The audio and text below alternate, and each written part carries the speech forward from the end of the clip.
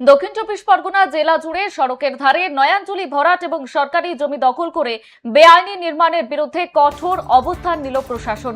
সরকারি নির্দেশিকা পাওয়ার পরেই সুন্দরবন পুলিশ জেলার উদ্যোগে বিভিন্ন থানা এলাকায় বিশেষ করে গঙ্গাসাগর সহ একাধিক গুরুত্বপূর্ণ সড়ক সংলগ্ন অঞ্চলে মাইকিং করে সাধারণ মানুষকে সতর্ক করার কাজ ইতিমধ্যে শুরু হয়েছে।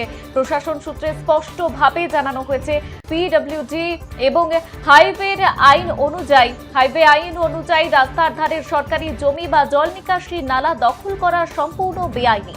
যারা ইতিমধ্যেই নয়াঞ্জলি ভরাট করে ঘর বা স্থায়ী দোকানপাট তৈরি করেছেন তাদের বিরুদ্ধে আইনানুগ ব্যবস্থা নেওয়ার পাশাপাশি প্রয়োজনে সেই বেআইনি নির্মাণ ভেঙে ফেলা হবে। দীর্ঘদিন ধরেই জেলা জুড়ে নয়াঞ্জলি বুঝিয়ে বহুতল এবং দোকান তৈরির ফলে বর্ষাকালে জল নিকাশি ব্যাহত হওয়া এবং কৃত্রিম জলজট তৈরির ভুরি ভুরি অভিযোগ আসছিল।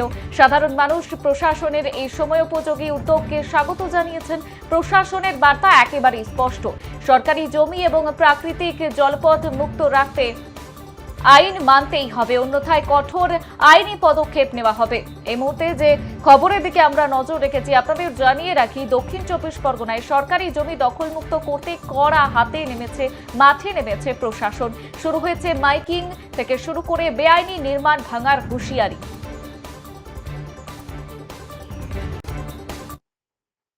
পশ্চিমবঙ্গ সরকারের হাইওয়ে আইন 1964 অনুসারে পিডব্লিউ রোডস ডাইরেক্টরের অধিকৃত যে কোনো জমির উপর অবৈধভাবে নির্মাণ করা সম্পূর্ণ নিষিদ্ধ। অতএব কচুবেড়িয়া থেকে গঙ্গা